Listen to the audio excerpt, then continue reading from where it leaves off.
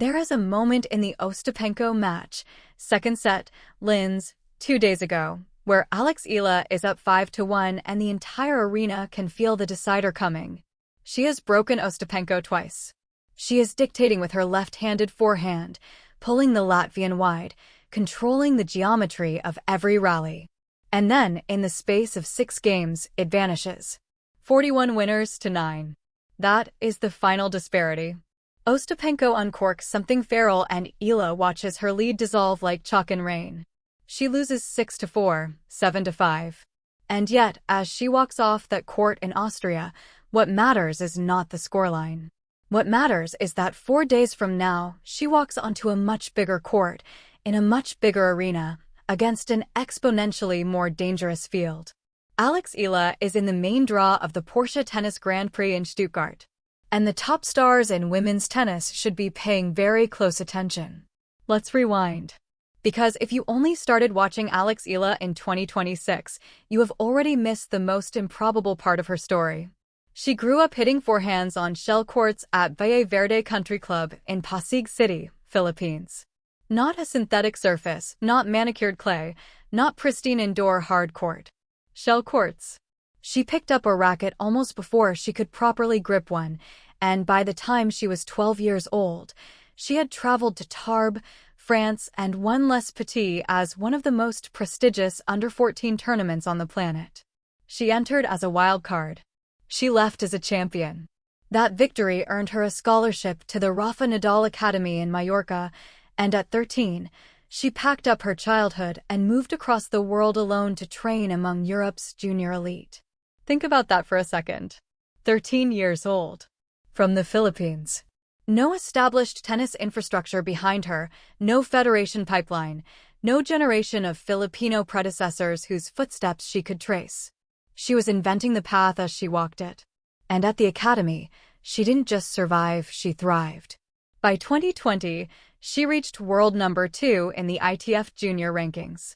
In 2022, at 17, she won the U.S. Open girls singles title, becoming the first Filipino ever to claim a junior Grand Slam. The kid from Pasig City was suddenly carrying an entire country's tennis aspirations on her shoulders. But the jump from junior Grand Slam champion to professional relevance is one of the most brutal transitions in sport. Plenty of players win junior titles and vanish. The WTA Tour does not care about your potential. It cares about what you produce on any given Tuesday against someone who has been doing this for a decade. Eala knew this. Her early professional years were a grind: ITF events, low-tier WTA qualifiers, incremental ranking climbs that felt like pushing a boulder uphill. She was learning, absorbing, building physical capacity and tactical awareness at the Rafa Nadal Academy under coaches Joan Bosch and, later, Sandro Vien. But the tour doesn't reward patience publicly. It rewards results. Then came March 2025, the Miami Open, and the eruption no one outside the Philippines saw coming. Eala entered as a wild card, ranked around 140 in the world. She was 19 years old, still relatively anonymous in the broader WTA conversation. Her first match was unremarkable. Her second was slightly less so. And then, round by round, something extraordinary began to unfold. She beat Elena Ostapenko. She beat another Grand Slam champion. And in the quarterfinals, she walked onto court against world number 2 Iga Swiatek, the 5-time Grand Slam champion, the most dominant clay court player of her generation, the defending Miami champion, and she dismantled her 6-2. 7-5. It was not a fluke. It was not Swiatek having an off day. Eala was fearless, striking with precision, redirecting pace, using her left-handed angles to pull Swiatek into uncomfortable geometry. The tennis world blinked. Her run ended in the semifinals against Jessica Pegula, 7-6, 5-7, 6-3, in a match where she had genuine chances to reach a WTA 1000 final at 19 years old. But the damage, in the most positive sense, was already done. The rankings surged. The endorsements arrived. The Filipino fanbase, which had been growing organically across social media for years, exploded into something almost unprecedented for a tennis player from Southeast Asia. Wherever Eala played, Filipino flags appeared in the stands. Chants erupted between points. The atmosphere was closer to a basketball arena than a tennis stadium. It created occasional friction with traditional tennis etiquette, but it also brought an energy and a passion that the WTA had rarely seen. Eala was not just a player anymore. She was a phenomenon. The 2026 season arrived with expectations reshuffled. No longer was she a curiosity or a wild-card story. She was a ranked professional expected to consolidate. And she did in bursts. At the Auckland ASB Classic, she reached the semifinals, beating Donna Vekic and Magda Linette before falling to Sinew Wang in a tight three-setter. In Abu Dhabi, she produced one of the most thrilling comebacks of the early season, erasing a 4-0 deficit in the third set, saving a match point and defeating Alexandra Sasnovich in a match that lasted nearly 3 hours. The fight in her was undeniable.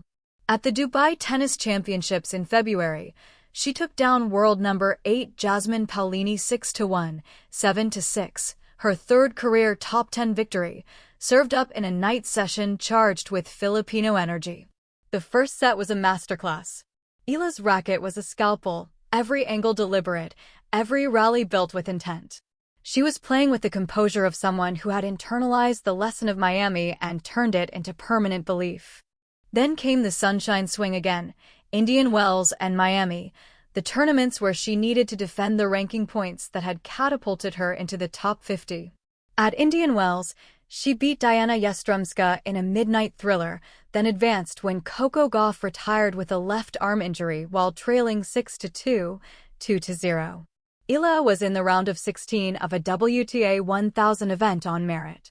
That she then lost 6-2, 6-0 to Linda Noskova was a reminder that the top of the tour is an unforgiving neighborhood. At Miami, a similar pattern, wins over quality opponents, a round of 16 appearance, and then Karolina Muchova administered a 6-0, 6-2 lesson that left nothing ambiguous. Those lopsided losses matter. Not because they define Eala, but because they illuminate what she is still building.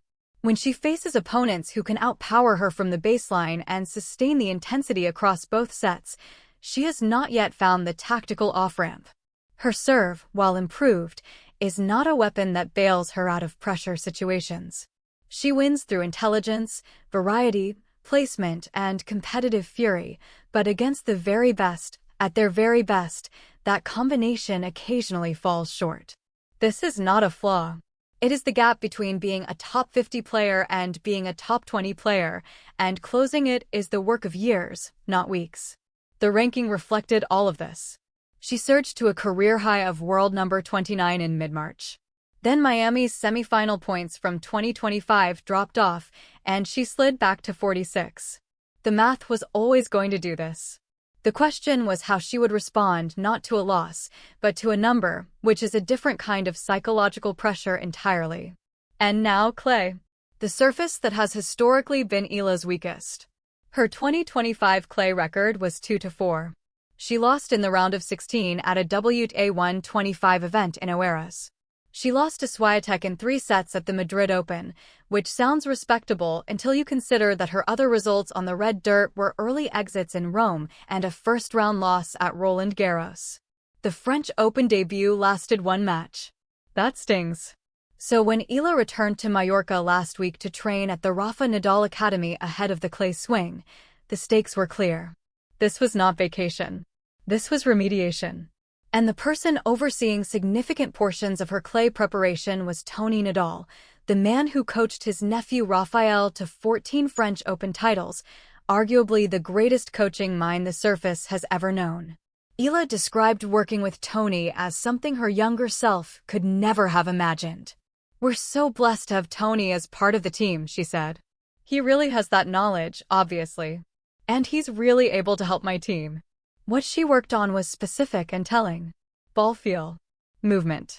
The ability to slide properly, to recover position, to build points with patience rather than trying to end them early. On hard courts, Eala's variety is a weapon, her slice, her drop shots, her ability to change pace. On clay, those same shots behave differently. The ball sits up more. The surface forgives defensive players and punishes impatience. Eala acknowledged the challenge directly. I didn't have much time. I don't think the tour really gives you much time to prepare between hard and clay. But she added, crucially, I feel like I'm moving better than I did last year. That preparation was tested immediately at the Linz Open, played on indoor clay, the same surface type she would encounter the following week in Stuttgart. She beat Julia Grabher cleanly in the first round, 6-4, 6-3, striking the ball with confidence and moving well enough to suggest the Mallorca sessions had taken root. And then Ostapenko. The Ostapenko match deserves more than a quick summary because it reveals both Eala's growth and her remaining edge cases. She led 4-2 in the first set and 5-1 in the second. Those are dominant positions.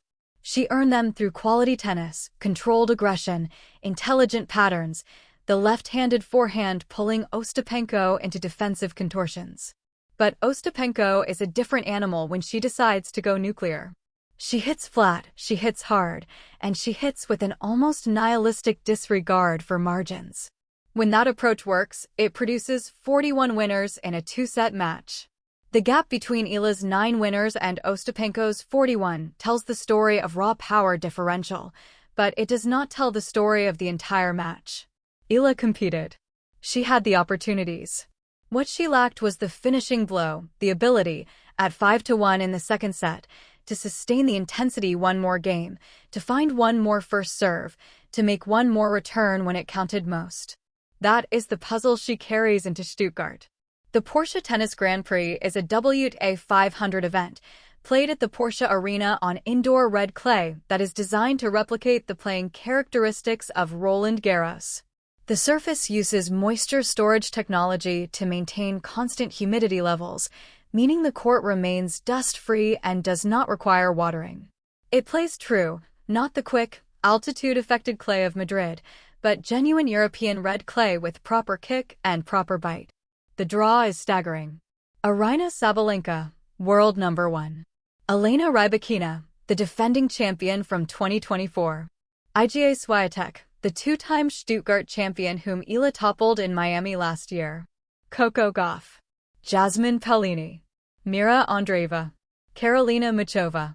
Elena Svitolina. 7 of the top 10 in the world. This is not a draw that offers comfortable paths. This is the deep end. Eala gained entry after Zheng Qinwen withdrew with an injury. As the next player in the ranking queue, Eala moved directly into the main draw, bypassing qualifying.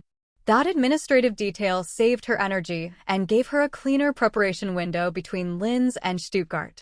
It also placed her in a 28-player field where every unseeded opponent is dangerous and every potential seed matchup is a collision with the top echelon.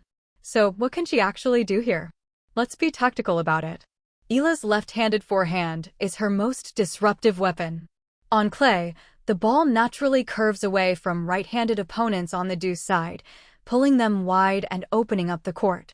If she can keep rallies at medium pace and force opponents to play one extra ball, the clay extends points in her favor. She is fitter than she was a year ago, and her court coverage has visibly improved.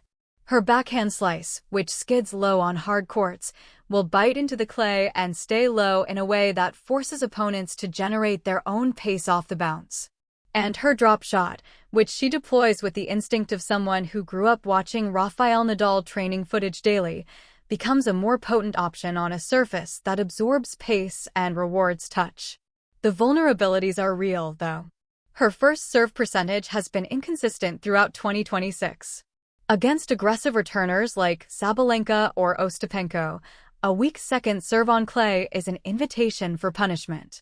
She needs to find a higher percentage of first deliveries to avoid being trapped in extended baseline rallies against opponents with more raw power.